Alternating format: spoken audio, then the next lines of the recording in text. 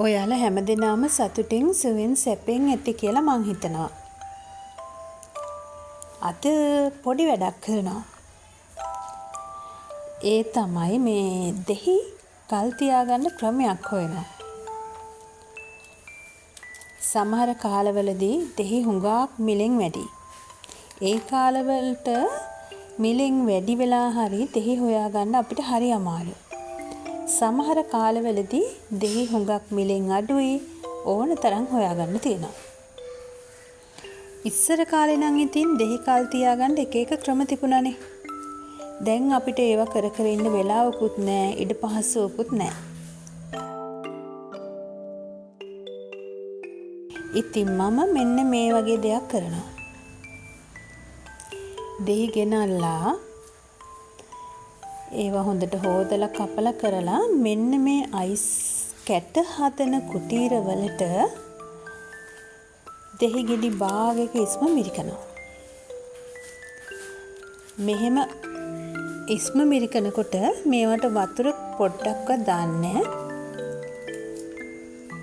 පිරිසිදු දෙහි ඉස්ම විතරයි මේ කුටීර වලට දාලා තියෙන්නේ. මාත් මේක කරන්නේ හැබැයි පළවෙනි වතාවට. ඔයාලා කලින් මේක කරලා තියෙනවා නම් හරි, මීට වඩා හොඳ දෙහි කල් තියාගන්න පුළුවන් ක්‍රමයක් තියෙනවා නම් හරි, ඒකත් පොඩ්ඩක් මටත් කියන්න.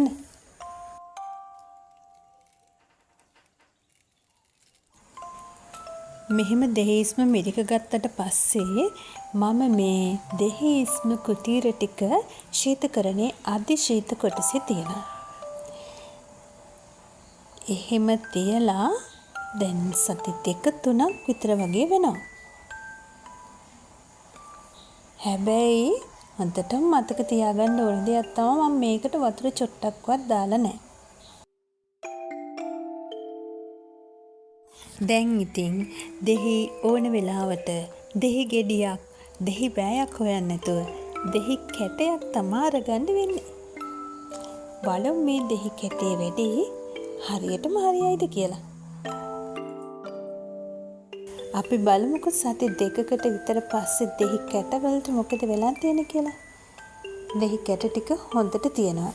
හැබැයි මට හිතෙනවා මෙන්න මේවෙන් දෙහි කැටේ ගලවලා ගන්න නම් චුට්ටක් අමාරු වෙයි. ඒ වුණාට ඉතින් දෙහි කැට තියෙනවනේ. ඕන වෙලාවට අරගෙන දාන්න. ඔන්න මේ දෙහි කැට ගැන ඔයාලට මොනවා හරි අදහසක්, අලුත් යෝජනාවක් තියෙනවා නම් එන්න ඒකත් මට කියන්න.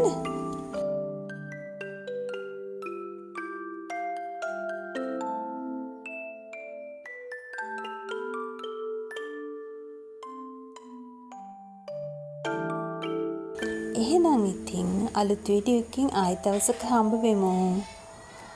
මම රූපානි.